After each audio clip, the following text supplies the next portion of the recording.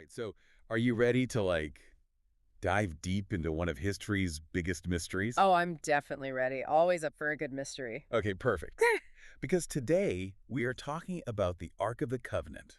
Oh, It's wow. like this thing's been captivating people forever. Like historians, theologians, treasure hunters, you name it, hmm they all want to know what happened to it. I mean, I get it. It's a pretty big deal. Totally. You probably already know the basic stuff about it. It's acacia wood covered in gold, built, to super specific measurements and all to house the Ten Commandments. Right, the Ten Commandments. But here's the thing that makes it more than just some old artifact.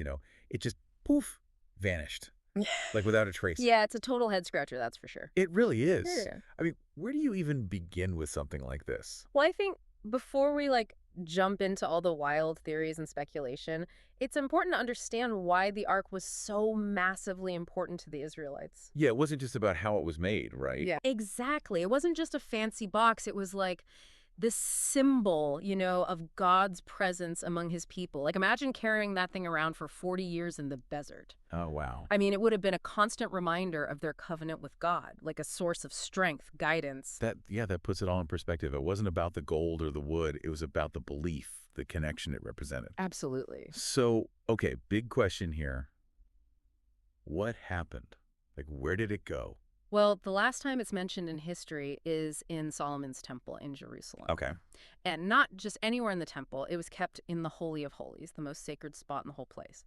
Then 587 BC comes along, the Babylonians attack Jerusalem, loot the temple. Right. But here's the crazy part. There's zero mention of the Ark in any of the Babylonian records of all the stuff they took. Wait, so it just disappeared? I mean, this wasn't like some small little thing they missed. This was the Ark of the Covenant. Right, I know. And that's Mm. exactly why it's so intriguing. It's like one of the biggest mysteries ever.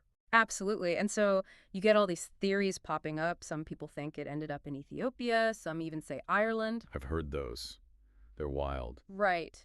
But let's, for now, maybe we can focus on some of the more, shall we say, grounded possibilities. Okay, yeah, that sounds like a good plan. Yeah. What are some of the leading theories then? So back in 2007, archaeologists were working on the Temple Mount, and they discovered something really interesting, a hidden tunnel. It was leading out from under the temple complex. Whoa, so like a secret escape route right under everyone's noses? Exactly. And some scholars think that the Ark might have been smuggled out through that tunnel before the Babylonians even got there. That's incredible. So like right before the siege, they snuck it out. Do we know anything about this tunnel? Like how old is it?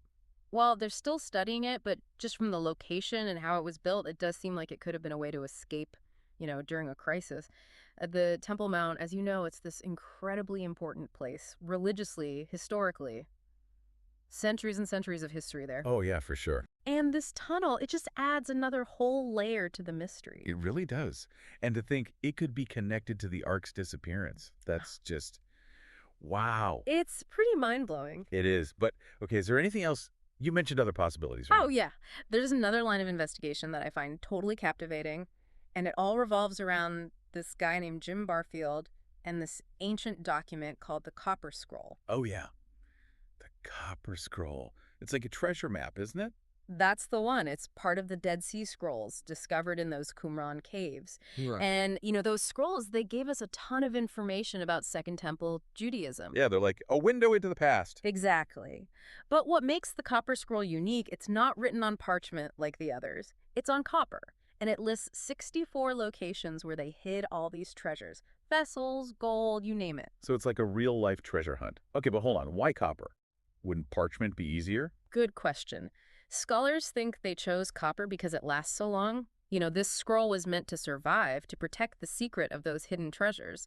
Maybe so people could find them again someday. Makes sense. So, okay, where does Jim Barfield fit into all of this? Well, Barfield has been studying Qumran and the Copper Scroll for over 25 years.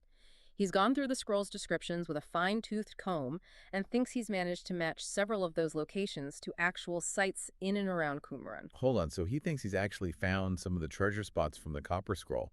That's amazing. Yeah. And it gets even more interesting. One of the places Barfield has pinpointed is a sealed cave. It's near Qumran, and based on how he reads the Copper Scroll, he believes that cave could be hiding the Ark of the Covenant itself. Whoa, that's incredible. So has he been able to go in? Has he excavated the cave? Not yet, unfortunately. He's still trying to get permission to excavate, which, let me tell you, can be a very long and difficult process, especially in a place like Qumran. It's archaeologically and politically very sensitive. I can imagine. So much history there. Okay, but just imagine. What happens when the Ark is actually found? What would that mean? Like for history, for religion, I can't even. Oh, it would be huge, like a monumental discovery. The Ark is, I mean, a touchstone of faith for millions of people. If it's found, it would probably spark a renewed interest in biblical history and archaeology. Oh, absolutely. And it could even, have some pretty profound theological implications as well. Then you have to think about who owns it, who gets to see it, that could lead to some international disputes. It wouldn't be simple. It's just, it's mind-blowing to think this ancient mystery could be solved in our lifetime. Right, it is. And even if the Ark isn't found, just the search itself is valuable. Oh, yeah. Oh, definitely. It pushes us to dig deeper into history, to question what we think we know, to appreciate, the power of belief and all the mysteries that are still out there. Couldn't have said it better myself. Yeah.